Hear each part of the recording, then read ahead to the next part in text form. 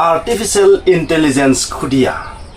मा नोंथांमोना फोथायनो हागोन ना आर्टिफिशियल इंटेलिजेंसनि हेफाजाबै रबटनि हेफाजाबै खुदियानि जोनोम होनाय जाबाय।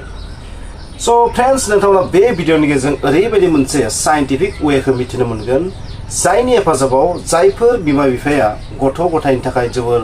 टेनसनाव दङ, जायफोरा गथ' गथाय गैया, जायफोर कापल्सआ दिनैसिम गथ' गथाय मोनाखै, नोंथांमोननि थाखाय बे भिडिअआ बबेखानि बेवहाय आं जाय बाथ्राखौ बुंगोन बेखौ नोंथांमोना जानो हागौ 99%आनो मिथिखागौ, थेवब्लाबो बेवहाय माबा मोनसे क्रान्तिकारि जोबोर मोनसे गोमोथाव मोनसे डिस्कभारि बा इनभेनसन टेकनिकनि इनभेनसन जादों, बेखौ आं नोंथांनो शेयार खालामनो नागिरदों। नोंथांमोना थारैनो खोनादों IVF खोनादों, ICSI खोनादों, ICSI मेथड, IVF मेथड, बेफोरखौ नोंथांमोना खोनादों जानांगौ। सो बे मेथडनि सायावनो नोंथांमोना बुंनो लादों। माने बाथ्राया मेन उद्देश्यआ जाबाय मा आर्टिफिशियल इंटेलिजेंसखौ बाहायनानै माबादियै ICSI टेकनिकनि हेफाजाबै खुदिया जोनोम जाहोदों, माबादि बे गोमोथाव खामानिखौ मावफुंदों बिगियानगिरिफोरा, बेखौ नोंथांमोना खिन्थानो नागिरदों। सो ICSI माने मा?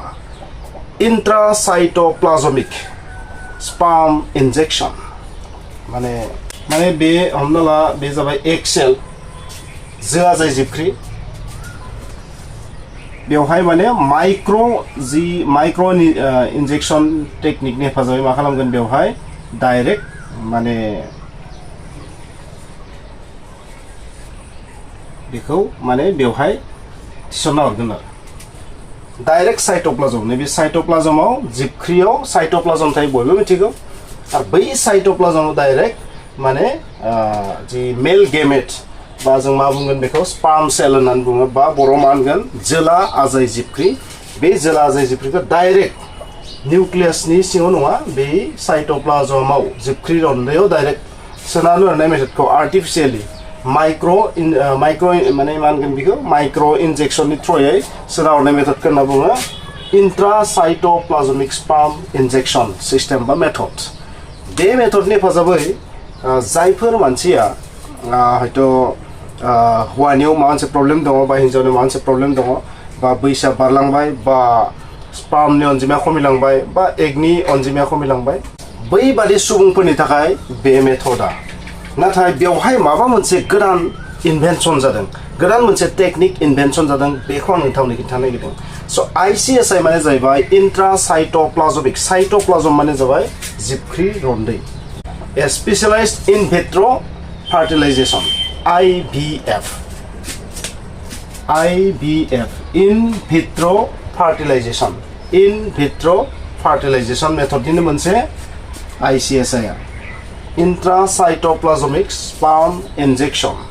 सो बे मा मेथड बेखौ आं नोंथांनो खिन्थानो थांगासिनो दङ। स' नोंथांमोना थारैनो IVF खौ खोनादों, जायफोर हौवा हिन्जावफोरा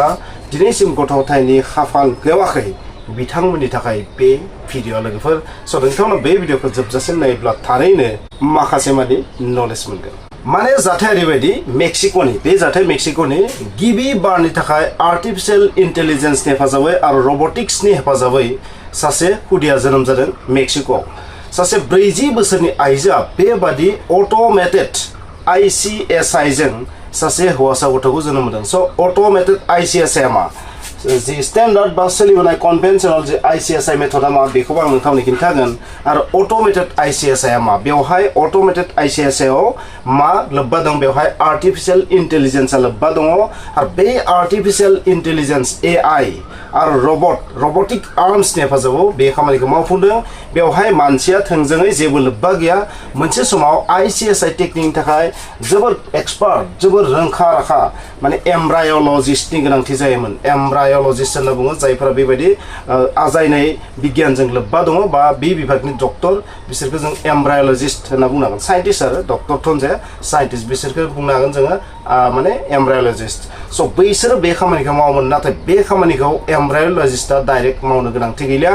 गोजानाव थानानैनो आर्टिफिशियल इंटेलिजेंसनि हेफाजाब बे खामानिखौ मावफुंनो हाबाय, आरो फार्स्ट टाइमनि थाखाय मेक्सिक'आव बेबायदि मावफुंनायाव साक्सेस जादों। आरो बे खामानिखौ मावफुंदों होप IVF आव मेक्सिक'नि ग्वालदालाजारा नामनि जायगायाव fully automated digitally controlled ICSI system बेयो। आरो बे कम्पानिनि मुङा जाबाय कनसिभेबल लाइफ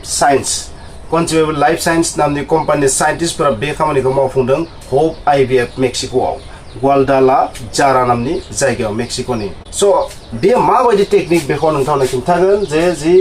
फुलि अट'मेटेड डिजिटेलि कन्ट्रल बा रिमटलि कन्ट्रल रिमट बहुत गोजाननिफ्राय माने 3000 4000 गोजाननिफ्राय बेखौ मा खालामदों कन्ट्रल खालामदों बेवहाय आर्टिफिशियेल इंटेलिजेंस आरो रबटआ बै खामानिखौ हारसिं मावबाय थादों आरो जोबोर गोजाननिफ्राय बेखौ मा खालामबाय थादों मानसिया नायबाय थादों आरो 3000 किल'मिटार गोजाननिफ्राय स' बे माबायदि मेथड बेखौ नोंथांनो खिन्थागोन मिथिनाय बादिब्ला आइजोनि बैसोआ 40 बोसोर आरो बै आइजोआ गोबांबार आईवीएफ जि टेकनिक बेयो मा टेकनिक उनाव नोंथांनो खिन्थागासिनो दङ बै आईवीएफ टेकनिकनि हेफाजाबै बियो माने प्रेगनेन्सिखौ जाफुंनो हायाखैमोन आरो गोबांबार फेल जादों बिनि एटेम्पआ डक्टरफोरा गोबांबार बेखौ नाजानायाव फेलें जादों नाथाय जोबनायाव जि स्पेशलाइज्ड गोदान जि टेकनिक अट'मेटेड माने रिमटलि कन्ट्रल ICSI जि टेकनिक बेनि हेफाजाबाव बिनि प्रेगनेन्सिया जाफुंदों आरो दा गथ'आबो जोनोम जाबाय माने गिबियाव ओरैबायदि खालामदों जि मेच्युर्ड जि एग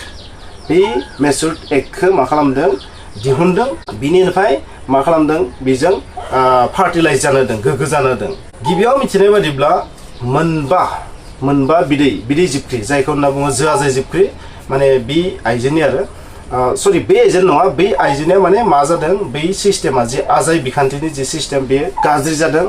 जायनि जाहोनाव जाय दान होग्रा बैबायदि एग सेलखौ जाय दान होयो जोनोम जिबख्रि जोआजाय जिबख्रि जाय दान होदों बिनिफ्राय लादों बेनि नामखौ मेनसन खालामाखै बेवहाय बिनिफ्राय लानानै बेखौ मा खालामदों सायख'दों आरो हेल्थि एगखौ सायख'दों एग होनना बुङो एग स' बर' मा होनगोन एगखौ बिदै जिबख्रि होनना बुङो बा जोआजाय जिबख्रि होनना बुङो बे जि एग सेल बेनिफ्रायनोथ' जिबनि जोनोम जायो खुदियानि जोनोम जायो नङा होमबा बै एगखौ खैथा लादों मोनबा सायख'नाय जादों बिनि उनाव बेहाय मा खालामदों स्पार्म सेल बेबायदि स्पार्म सेलखौ फार्टिलाइज जानो होदों आरो गिबियाव आरो मा टेकनिकजों बेखौ ICSI जि फुलि अट'मेटेड ICSI टेकनिकजों आरो बाखि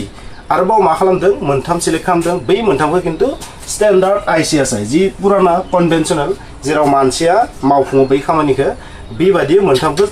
फार्टिलाइज जानो होदों आरो बाखि मोनबाखौ मा जि गोदान जि टेकनिक इनभेनसन जादों बेनि थ्रयै मा जानो होदों फार्टिलाइजनि ओंथिया जाहैबाय मा बर'आव गोग्गो जानाय होनना बुङो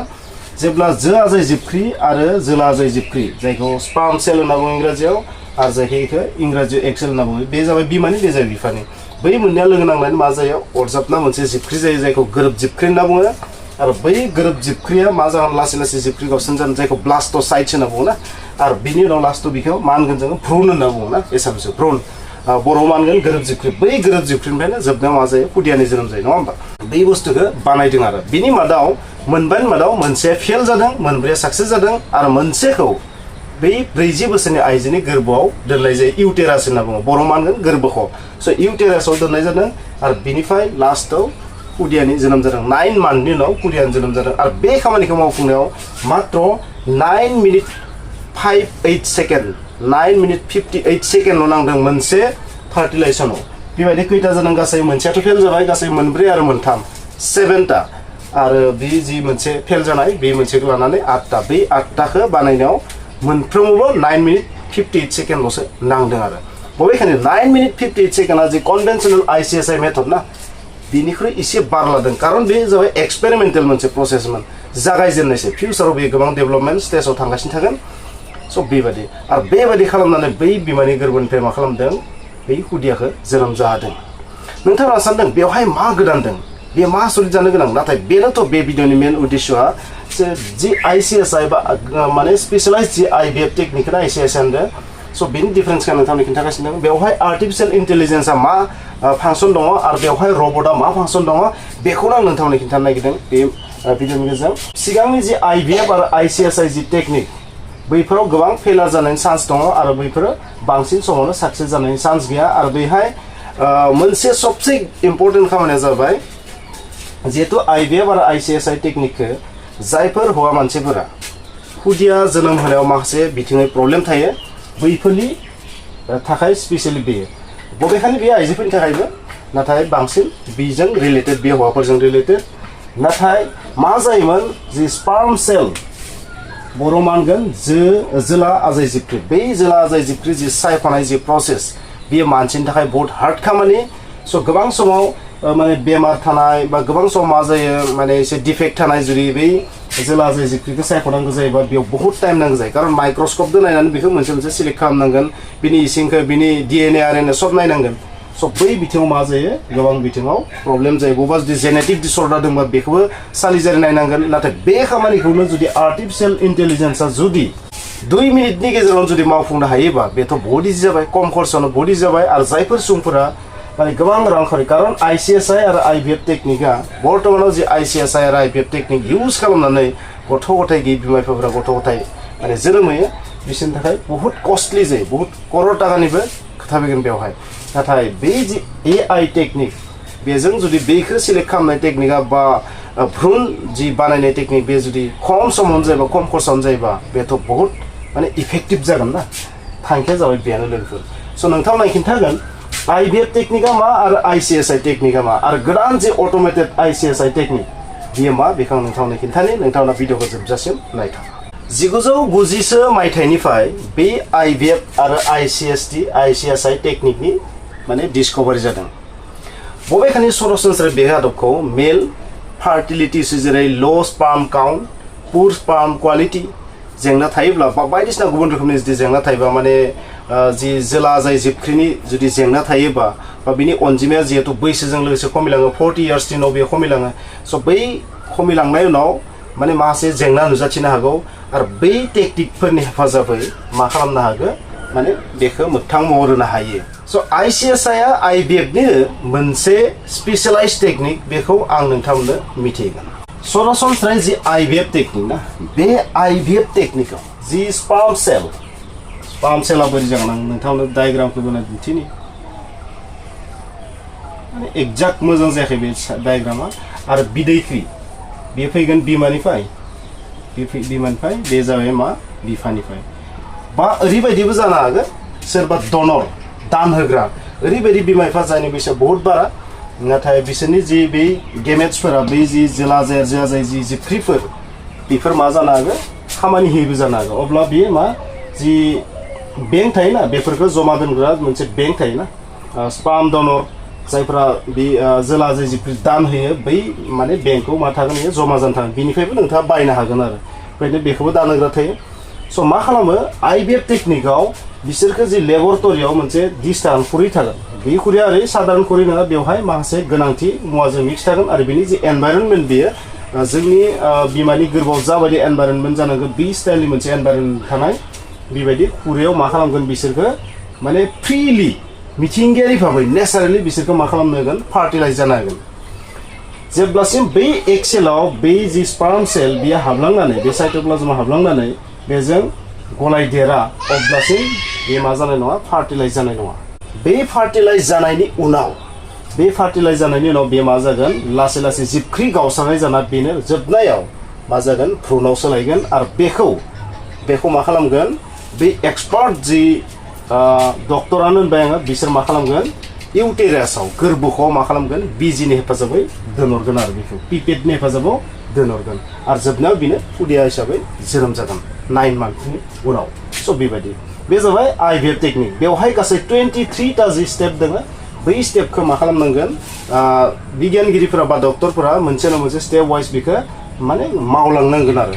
बेवहाय गोबां फेल जानायनि चान्स थायो माब्लाबा बै गेमेटआ बिनि जि बै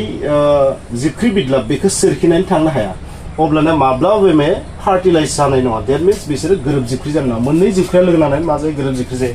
बेवहाय जायफोरा साइन्स मिथिया बाय'लजि मिथिया नोंथांमोनखौ खिन्थागोन जे गासैबो जिबानो मोननै जिबख्रिया लोगो नांनानै मोनसे जानानैसो सोमजियो देट मिन्स नोंथाङा जाय मानसिनि महर मोनदों ना गिबियाव नोंथाङा मोननै जिबख्रि लोगो नांनानै बेयो मोनसे जिबख्रि जायो गोरोब जिबख्रि देट मिन्स जोङो बुंनो थाङोबा मोनसे जिबख्रिनिफ्राय जोनोम जायो होनोबाबो जोङो मोननै जिबख्रिनिफ्रायसो जोनोम जायो मोननै जिबख्रिया लोगो नांनायनि उनावसो मोनसे जायो आरो बे मोनसे जिबख्रिनिफ्रायसो मा जायो बेबायदि जोंनि मानसिनि महर मोनो दा बे जाबाय मा बै जि स्पार्म बेवहाय माखासे माने बेबायदि थागोन लाख थागोन बै लाखनि मादाव बबेबा मोनसेयासो मा जागोन बेजों गोरोब जिबख्रि जानो थाखाय गोग्गो जानो हागोन फार्टिलाइज जानो हागोन गोग्गो जानायनि बर'आव नाथाय ICSI टेकनिकआ एसे डिफारेन्ट ICSI टेकनिकआव मा खालामो बेबादि एकदम हेल्थी जोला आजाय जिबख्रिखौ मा खालामो सिनायो बेयाव बहुत हार्ड खामानि बहुत खस्थ बहुत टाइम नांगौ माइक्रोस्कोपनि हेफाजाबै बेखौ सिनायनांगोन बिनि गासैबो बिनि क्वालिटिखौ सिनायनायनि उनावसो हेल्थी एक्जेक्ट सबसे बांसिन हेल्थीखौ सिनायनांगोन बेबायदिनो एक्सेलखौ सबसे हेल्थीखौ सिनायनांगोन सिनायनानै मा खालामगोन बेखौ डाइरेक्ट पिपेटआव लानानै पिपेट माने ओरै पाइप बायदि थागोन आरो बे इसिङाव लागोन बेखौ लानानै मा खालामगोन डाइरेक्ट बेनि साइटोप्लाज्म माने बे साइटोप्लाज्म बा जिबख्रि रन्दैयाव मा खालामनांगोन इनजेक्ट खालामनानै होगोन आरो डाइरेक्ट इनजेक्ट खालामनानै होगोन बेवहाय मा अनलि मोनसेल'सो स्पार्म सेलखौ मा खालामगोन इनजेक्ट खालामगोन आरो किन्तु आइभिएफ टेकनिकआव मामोन स्टेन्डार्ड आइभिएफ टेकनिकआव मामोन बेवहाय लाख बेबायदि जोला आजाय जिबख्रिया थागोन बिनि बबेबा मोनसे बेजों गोरोबनो हागोन नाथाय ICSI टेकनिकआव मा जायो स्टेन्डार्ड ICSI टेकनिकआव बै स्पार्म सेलखौ सिलेक्ट खालामनाय सबसे हार्ड खामानि बिदि खालामनानै बेखौ पिपेटआव लानानै माइक्रो इन्जेक्सन मेथडनि हेफाजाब मा खालामगोन बेहाय सोना हरगोन आरो बेबायदि फार्टिलाइज जागोन बे जाबाय स्टेन्डार्ड ICSI टेकनिक स' नोंथांमोना बिदिब्ला बुजिदो मा सिस्टेमाव ICSI टेकनिकआव माने बेबादि गोरोब जिबख्रि बानायो एबा भ्रुण बानायो बेखौ नोंथांमोना मिथिबाय जेब्ला बे भ्रुणनि महरसिम मोनगोन अब्ला बेखौ मा खालामगोन माने ब्लास्टोसाइट जी अबस्था नोंथांमोना बाय'ल'जि फरायबा मिथिगोन ब्लास्टोसाइट सा बुस्थु बेनि उनाव मा खालामगोन बेखौ जोबनायाव इउटेरासआव दोनहरगोन गोरबोखौ दोनहरगोन आरो बेयो नेचारेलि सासे खुदिया महरखौ मोनगोन नाथाय आथिखालनि जि गोदान टेकनिक बेयो मा बिदिब्ला स' बिदिब्ला नोंथांमोना बुजिबाय ICSI टेकनिकआव माबायदि सासे गथ'नि जि भ्रुण बेयो जोनोम जायो आरो IVF टेकनिकआव माबायदि जायो बेखौ नोंथांमोना मिथिबाय देट मिन्स बेखिनि खामानिया मा बिमानि गोरबो सिङाव नङा बिमानि बायजोआव लेबरेटरियाव जायो बे डिशआव जायो जेराव माने बेबायदि दिहुननानै बेखौ जेनेरेलि एग सेलखौ ओभेरिनिफ्राय दिहुननाय जायो ओभेरिनिफ्राय दिहुननो थाखाय बेवहाय हर्मननि बिजि होयो बिनि उनाव बेबायदि एग सेलखौ माने बाहेर खालामो ओभेरिनिफ्राय आरो बिनि उनाव बेखौ डिशआव लाना फैयो आरो स्पार्म सेलखौ हौवानिफ्राय बा जाय दान होग्रा बिनिफ्राय लाना फैनानै बेबायदि फार्टिलाइज जानो होयो मोननैबो टेकनिकआव बेयाव मात्र डिफारेन्सआ बेनो बेवहाय मोनसेल' जोला आजाय जिबख्रिखौ गोरोब जिबख्रि जानो थाखाय बिदै जिबख्रिजों माने जो आजाय जिबख्रिखौ बिदै जिबख्रिबो होनो बेजों गोरोबलायनो होयो आरो सब बे बाहेराव माने मानसिनि देहानि बायजोआव गासैबो नाथाय गोदान ICSI जि टेकनिक जायखौ AI जेनेरेटेड AI बेबी नाम होदोंना बेवहाय आर्टिफिशियेल इन्टेलिजेन्सनि गोनांथिया मा बेखौनो आं नोंथांनो खिन्थानो नागिरदों कनसिभेबल लाइफ साइन्स जि कम्पानि बाय'टेक्न'लजि मोनसे कम्पानि बे कम्पानिया बेखौ मोगथां जानो थाखाय मा खालामदों बेवहाय आर्टिफिशियेल इन्टेलिजेन्सखौ बिथांमोना माबायदि बाहायदों ICSI जि टेकनिक बेवहाय आर्टिफिशियेल इन्टेलिजेन्सखौ बाहायदों बै जि जोला आजाय जिबख्रि बेखौ सायख'नायाव खारन मानसिया बा एम्ब्राय'लजिस्टफोरा बेखौ जेब्ला सायख'नो गोनां जायो बे समाव गोबां प्रब्लेम जायो माने बबे स्पार्म सेला बा जोला आजाय जिबख्रिया सबसे बेस्ट क्वालिटिनि बेखौ सिलेक्ट खालामनायाव मानसिनो बहुत हार्ड खामानि जायो दिन नांगौ सम नांगौ आरो गोबां जेंना जेंसि नुजायो जेब्ला बे सिलेक्ट जायो बै समावनो बे थैलाङो नाथाय आर्टिफिशियेल इन्टेलिजेन्सखौ बिथांमोना मा खालामबाय बै जि कनसिभेबल लाइफ साइन्स जि कम्पानि मेक्सिक' आरो निउयर्क बेस्ड आमेरिका आरो मेक्सिक' बेस्ड कम्पानि बियो स' बियो ओरैबायदि मोनसे टेकनिक दिहुनबाय आर्टिफिशियेल इन्टेलिजेन्सनि गिबियावनो बेनि सोमोन्दै गोबां ट्रेनिं होग्रोबाय ओरैबायदि सफ्टवेयर बानायबाय आर्टिफिशियेल इन्टेलिजेन्सआव ओरैबायदि ट्रेनिं होबाय सफ्टवेयरनि हेफाजाबाव जे मायो बेस्ट सेल माबायदि जोला आजाय आरो जो आजाय जिबख्रिफ्रा सबसे बेस्ट आरो बिनि जि प्रसेस फार्टिलाइजेसन जि प्रसेस बा बिनि जि quality genetic quality DNA quality गासैखौबो ट्रेनिं होनायनि उनाव मा खालामबाय बिथांमोना बेखौ फार्स्ट टाइम 40 बोसोरनि बै आइजो बिनि सायाव बेखौ एप्लाइ खालामबाय आरो एप्लाइ खालामनानै नुबाय बिथांमोना साक्सेस जानो हादों मानोना बेवहाय मा जादों नोंथांमोना गिबियावनो मा खालामदों खौराङाव मिथिनाय बादिब्ला बै जि 40 बोसोरनि आइजो बिनि जि बिदै जिबख्रि बै बिदै जिबख्रियाबो मोजां क्वालिटिनि नङामोन माने खुदिया जोनोमनो हानाय क्वालिटिनि नङा बिनि बिदै जिबख्रिया जायनि जाउनाव गुबुन सासे सोरबा मानसिया जायनि नामखौ डिसक्ल'ज खालामाखै बिनि बिदै जिबख्रिखौ लानानै फैदों दान होनाय जि बिदै जिबख्रि बेखौ लाना फैदों बिनि उनाव जि जोला आजाय जिबख्रि बेखौ सोरनिफ्राय लाबोदों बेखौबो डिसक्ल'ज खालामाखै हौवानिना सोरनि बेखौ बुङाखै बेखौ मा खालामदों लेबरेटरियाव फार्टिलाइज जानो होदों माने बिनि जि सिलेक्शन प्रसेस बेखौ मानसिया बानायाखै बे सिलेक्शनखौ खालामदों आर्टिफिशियेल इन्टेलिजेन्सआ स' डिफारेन्सआ बेनो ICSI जि स्टेन्डार्ड जि ICSI टेकनिक बेवहाय आर्टिफिशियेल इन्टेलिजेन्सखौ इउज खालामो मानसिया सिलेक्ट खालामो बेखौ नाथाय जि गोदान आर्टिफिशियल इंटेलिजेंस टेक्निक बेयाव मा खालामदों मानसिया यूज खालामाखै बेयो अटोमेटिकली आर्टिफिशियल इंटेलिजेंस नि फारसे सबसे बेस्ट क्वालिटीखौ मा खालामदों सायख'दों आरो सायख'नानै मा खालामदों बै जि दान होनाय जि एग सेल बेजों फार्टिलाइज गोगो जानो होदों स' बेनो आरो टेक्निकआ डिफारेन्सआ बेनो आरो मा खालामदों बेखौ जि इनजेक्ट खालामनाय प्रसेस बेवहाय मा खालामदों रबटआ बाहायदों मानसिनि आखाइजों बेखौ मावाखै आरो माने गोरबोखौ दोनहरनाय प्रसेसखौबो मानसिया बानायाखै रबटआसो बानायदों बेनिखायनो बे मेथडआव दोङो मोननै बिथिं आर्टिफिशियल इंटेलिजेंस एन्ड रबट आर्मनि हेफाजाबाव बे खामानिखौ मावफुंदों बेखौ बे जि साइटोप्लाज्माव जि इनजेक्ट खालामनाय जि प्रसेस माइक्रो इनजेक्शन जि प्रसेस बेवहायबो आर्टिफिशियल इंटेलिजेंस आरो रबटनि आखाइ दङ आरो बेनिखायनो बेवहाय मा मानसिनि बांद्राय खामानि गैया सिलेक्शननिफ्राय लानानै बेखौ फार्टिलाइज जानो होनायाव जि 23 ता जि स्टेप दङ बै 23 स्टेप्सखौबो जि आगान दंना IVF आरो ICSI आव गासै 23 ता स्टेप्स दं बै ICSI टेक्निकनि 23 ता स्टेपखौबो मानसिया प्राय 3400 किलोमिटार गोजाननिफ्राय थानानै बेखौ नायबायल'सो थादों आरो बाखि सब रबट आरो AI आनो कम्पिउटारानो सुपार कम्पिउटारानो हारसिंनो मावजोबदों आरो बेनिखायनो बुंदों बेखौ मा फार्स्ट आर्टिफिशियल इंटेलिजेंस बेबी होननानै बुंदों आरो बे खुदियाखौ हौवासा गथ' बियो स' बेबायदि खामानियाव जाफुंसारदों फिउचाराव बेनि जि इम्पर्टेन्स बा बेयो माबायदि महर लागोन बेखौथ' मिथिया बेवहाय माखासे एथिक्सनि बाथ्रा फैनो हागोन नाथाय बेवहाय जोङो आर्टिफिशियल इंटेलिजेंसखौ इउज खालामदोंबाबो टटेलि बे नेचारेल प्रसेस खारन बेयो मानसिनि गोरबोनिफ्रायनो जोनोम जादों बे खुदिया बेनिखायनो टटेलि बेयो मात्र बेवहाय सिलेक्शन प्रसेसआल'सो आरो बेवहाय AI खौ इउज खालामदों बेनिखायनो AI बेबी नाम होदों आरो बुंनो थांबा बेयो आर्टिफिशियल इंटेलिजेंसनि बेबिथ' नङा बेयो बुंनायाव बुंदोंबाबो माने अर्थ इदि जायो दा नोंथांमोना बेखौल' सान बेयो माबायदि खामानियाव फैगोन जों नोंथाङा दिनै नुदों मासे सुबुंफोरा माब्लाबा बायदिसिना बिथिंनि थाखाय बैसोआ बारलाङो समा बारलाङो सोरबा बेबायदि जेंनायाव गोलैनानै बेबायदि माने बिमा बिफा जानायनिफ्राय गोजानाव थानो गोनां जायो स' बैबादि सुबुंफोरनि थाखाय बेयो बेस्ट जागोन नङा होमबा खारन बेवहाय मा बैसोगोरा मानसिनि थाखायबो बेयो सम्भब जागोन खारन बेवहाय जोङो एक्सटार्नेल मिडियामाव बेखौ लाबोनानै मा खालामनांगोन गोग्गो जाहोनांगोन बिदिब्ला लोगोफोर नोंथांमोना बे जि अटोमेटेड ICSI जि टेक्निक इंट्रासाइटोप्लाज्मिक स्पर्म इंजेक्शन बे जि टेक्निक जि स्टैंडार्ड ICSI टेक्निक बेनिख्रुइ एसे उन्नत लेभेलनि बेवहाय स्पर्मखौ